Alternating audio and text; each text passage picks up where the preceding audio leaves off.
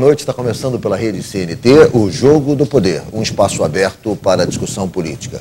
Nós aqui da CNT acreditamos que o debate, o contraditório, é sempre ponto de partida para o exercício de um dos direitos mais fundamentais, o de ser informado com absoluta correção e transparência. Esse é o objetivo, esse é o propósito do Jogo do Poder, que tenho o prazer de receber hoje o secretário estadual de Agricultura, Cristino Áureo. Boa noite, Cristino. Boa noite, Ricardo. É um prazer recebê-lo no Jogo do Poder. Para participar da entrevista, eu convidei também o jornalista Paulo Roberto Araújo. Boa noite, Paulo, do Jornal Globo. Boa noite, boa noite. Boa noite. Cristino, nós nos aproximamos de um evento de extrema importância ambiental, mundial, com a presença de chefes de Estado, enfim, do mundo inteiro, a Rio+20, quando se discutirá o que seria o mundo com a economia verde, com a economia sustentável, mais do que sustentável, com a economia verde. Você é responsável por um setor importante da economia fluminense, pela gestão da agricultura do Estado. E que tipo de adaptação, que tipo de projeto você está desenvolvendo, o setor vem desenvolvendo, com vistas a adequar a produção agrícola também a essa filosofia sustentável? Ricardo, nós temos trabalhado, e aí o governador Sérgio Cabral, desde o início, o primeiro governo, orientou no sentido de que nós tivéssemos assim, um caminho novo para a agricultura, para a pecuária, para os municípios do interior do Estado, principalmente aqueles que não vivem do petróleo, aqueles que não têm uma vocação turística mais definida ou que não estão no eixo da região metropolitana. Então, o papel da agricultura fluminense hoje é muito diferente do papel que ela jogava na década de 70, 80. Ali, quando a agricultura do Brasil ainda não tinha se expandido para o Cerrado, nas novas grandes fronteiras de produção de grãos, o setor de café no estado do Rio, o setor da cana, ainda tinha um significado. Uma importância nacional, inclusive, naquela época. Claro.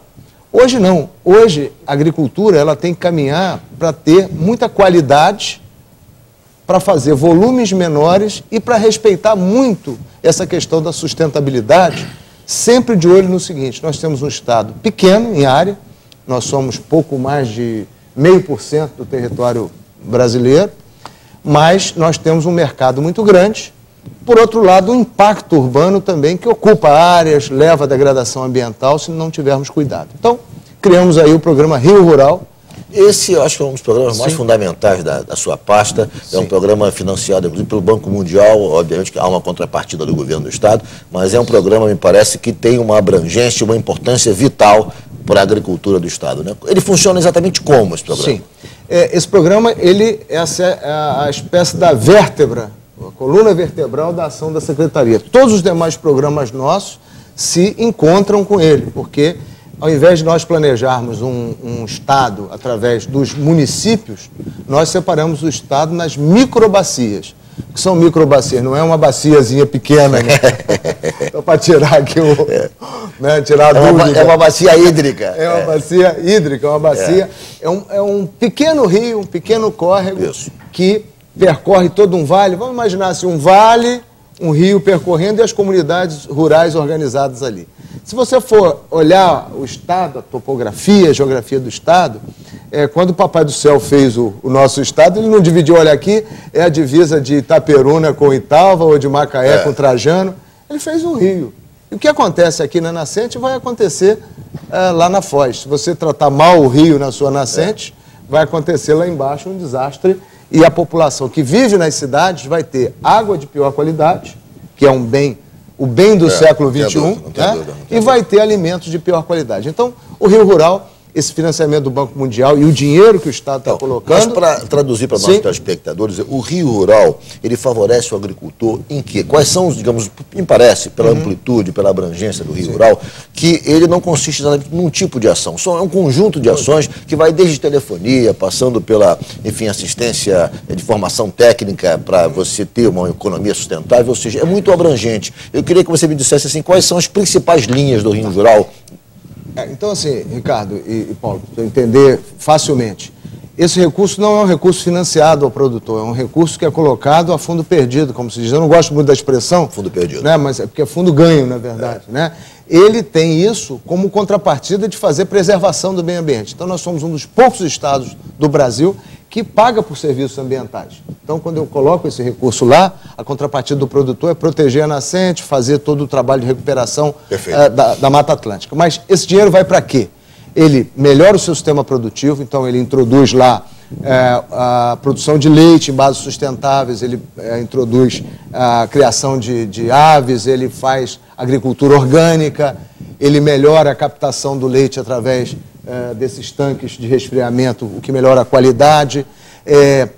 Empresas coletivas para fazer processamento, um pequeno laticínio, uma pequena fábrica de doce, tudo isso hoje abrange já 52 municípios, mais de 200 microbacias, e nós estamos chegando aí a quase 40 mil famílias atendidas nesse conjunto de projetos, o que nos colocou numa posição aí.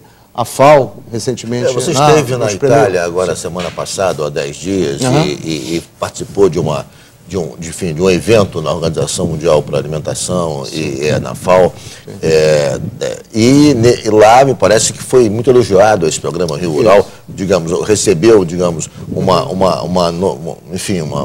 registro da importância do programa para o Brasil e para o Rio de Janeiro. E eu queria que você falasse um pouco mais desse evento que você participou na Itália. Sim. Que tipo de... Me parece que você está pensando, inclusive, em fazer com que os produtores fluminenses venham a fornecer, talvez, para o Programa de Alimentação das Nações Unidas. Enfim, como é que seria isso? Que tipo de conexão você poderia firmar juntando aí os produtores do Rio com a demanda da FAO?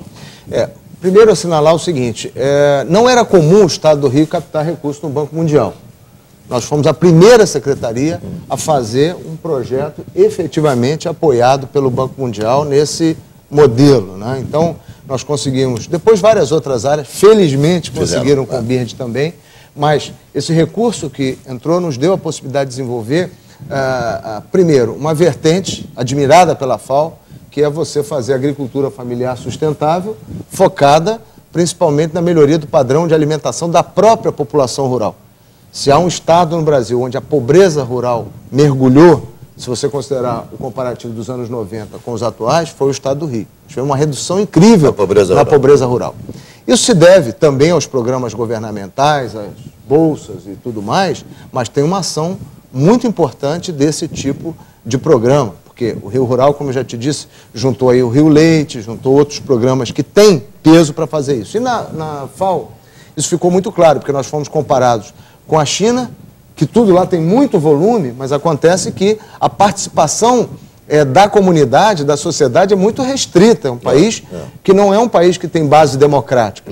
Nós fomos comparados com países da África, que tem, por outro lado, além de não ter democracia, ainda tem grandes carências institucionais. Não tem uma empresa de assistência, como é o caso da Emater, que faz um grande trabalho, não tem empresa de pesquisa, como é o caso da nossa Pesagro, não tem formas de apoio, como, por exemplo, a Defensoria Pública, o Ministério Público, que está com a gente nesse processo, conseguindo desde certidão de nascimento para as pessoas, até regularizando, do ponto de vista fundiário, cada uma dessas propriedades envolvidas. Então, a falta de instituições nesses países leva também a que o modelo brasileiro seja um modelo muito admirado, porque aqui nós fazemos com participação democrática.